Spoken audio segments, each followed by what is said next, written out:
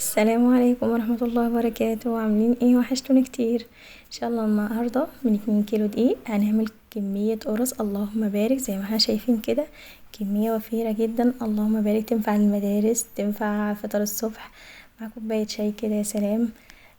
حاجة كده اللهم بارك، وهشة وطرية ومقادير بسيطة جدا واقتصادية. ان شاء الله بإذن الله هتجربيها وهتدعيلي. وعايزاكي ما تخافيش خالص من المعجنات، بجد اسهل حاجه المعجنات، بس امشي على الطريقه بالظبط وان شاء الله هتطلع معاكي زي ما انت شايفاها واحسن كمان ان شاء الله. اول حاجه هنعمل محسن العجين، وده المحسن ممكن تستخدميه في اي عجينه هتعمليها بخميره، هتستعملي فيها المحسن ان شاء الله هتطلع معاكي احلى عجينه ان شاء الله باذن الله. حطينا كوبايه ميه دافيه، معلقتين من الخميره، 3 معالق من السكر لكل كيلو، يعني دولت 6 معالق. هنضربهم كويس جدا بالمضرب لغاية ما يعمل معاكي فوم كده والخميرة تدوب كويس. وبعد كده هضيف 4 معالق من الدقيق. طبعا ال4 معالق واخدينهم من ال2 كيلو اللي هنعجن بيهم القرص. هنقلبهم كويس جدا لغاية ما الدقيق يختفي زي ما احنا شايفين مع بعض كده. وبعد كده هغطيها واركنها على جنب. وبعد كده هبدأ اللي انا اعجن. معايا 2 كيلو من الدقيق، وزي ما احنا قلنا شايلين منهم 4 معالق عشان نحطهم مع الخميرة. معايا كوباية زيت وكوبايتين سمنة وكيلو لبن رايب. بس هي دي المقادير اللي هعجن بيها.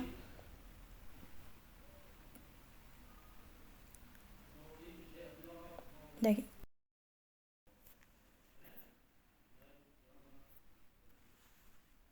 هحط ذرة من الملح ومعلقة هرمية بيكنج باودر. وهبدأ احط المواد السائلة اللي هي الزيت والسمنة.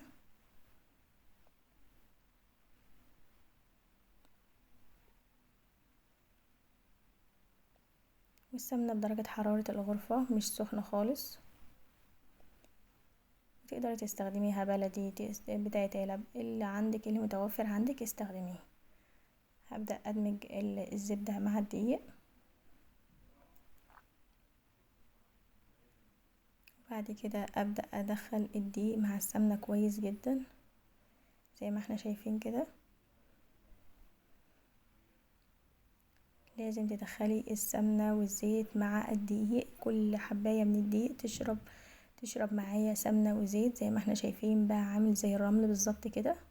كده خلاص احنا وصلنا للمرحلة اللي احنا عايزينها. هنيجي بقى هنا للخميرة، ما شاء الله شايفين الفوم بقت عاملة ازاي.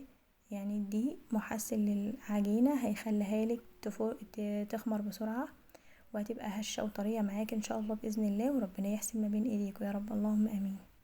اللي لسه ما حطش اللايك، اللي ما حطش اللايك يحط اللايك عشان تساعدوني ان شاء الله. وكل كلمة بتقولوها لي بترفع من معنوياتي اللي انا اعمل لكم فيديوهات احسن واحسن ان شاء الله. هنا هبدأ احط اللبن. فانت ممكن تسيبيه من بالليل بره على الرخامة، هتقومي ان شاء الله يعني قبل ما تعجني هتبصي هتلاقيه خمر ان شاء الله باذن الله. راب قصدي. زي ما احنا شايفين هنا بوريكم اللي هي لسه هنبدأ نعجن. ولازم تخدمي العجينة كويس جدا، مش تقلبي هنا بوريكم اللي هي كانت محتاجة لبن تاني.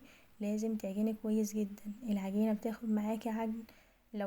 لو في عجان طبعا مش هتاخد معاكي وقت خالص، لكن احنا هنا لازم ننعم العجينة وندخل لها، يبقى فيها عرق كده ان هي تبقى شغالة معاكي كويس ان شاء الله وناعمة معاكي زي ما احنا شايفين كده.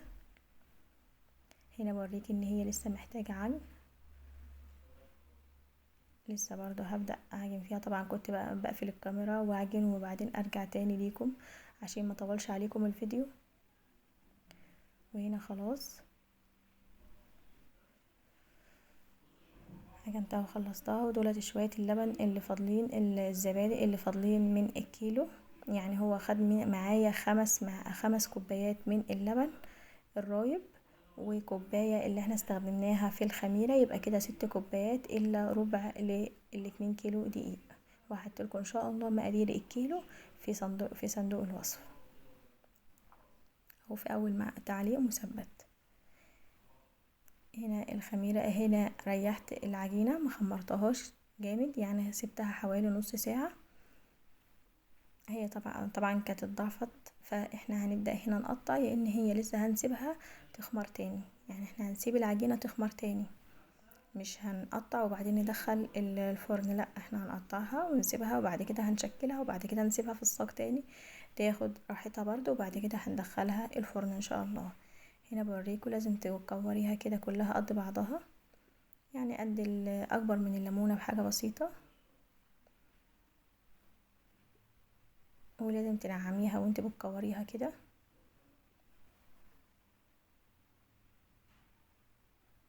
وهنا الكمية اللي فاضت معايا بعد ما خلصت الكمية اللي قدامنا ديت، وهبدأ معايا نص كيلو من العجوة، حطيت عليها معلقة من الزبدة وعجنتها كويس جدا عشان تبقى طرية معايا، وحطيت عليها شوية من السمسم.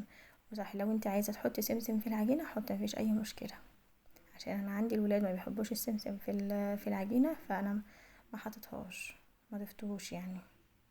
لو انت عايزة تضيفي سمسم هتضيفي 4 معالق على ال2 كيلو. ولو وصلنا لغاية هنا ما ننساش نصلي على النبي محمد صلى الله عليه وسلم ونذكر الله، ألا بذكر الله تطمئن القلوب، وربنا يحسن ما بين ايديكم يا حبايب قلبي. هنا زي ما احنا شايفين بططت العجواية اللي هي الكورة اللي كانت معايا، بططتها وحطيتها في القرصة، وبعد كده هبدأ اقفلها كويس جدا زي ما احنا شايفين مع بعض.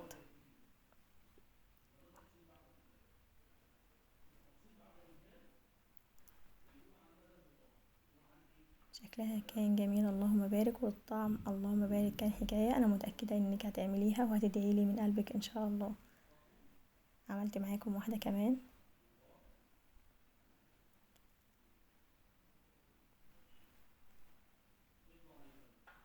وهبدأ هنا ارصها زي ما احنا شايفين. بوريكم ان انا خلصت ما شاء الله. عمل معايا 3 سجان دولت وسط، واللي عملتهم او التاني كان صاج كبير يعني 3 اللهم بارك. ويفيد كمان وهحطهم في صينية صغيرة زي ما احنا هنشوف مع بعض. هتبدأي اللي احنا عملناه بالعجوة هتبدأي تفتحيها بالسكينة زي ما احنا شايفين كده،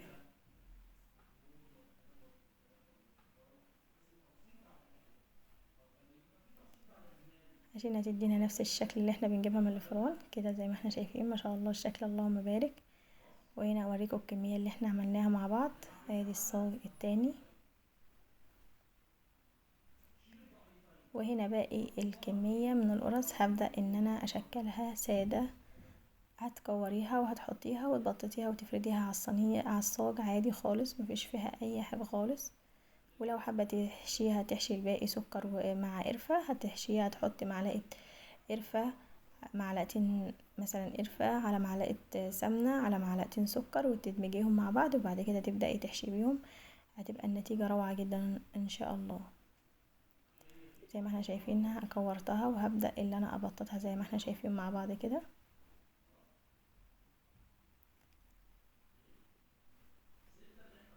دي الكمية اللي احنا عملناها اللهم بارك. ربنا يحسن ما بين ايديكم طول ما انت واقفة. اذكر الله وصلى على النبي محمد صلى الله عليه وسلم عشان تبقى فيه بركة في الطعام ان شاء الله، وربنا يرزقكم الرزق الوفير ان شاء الله.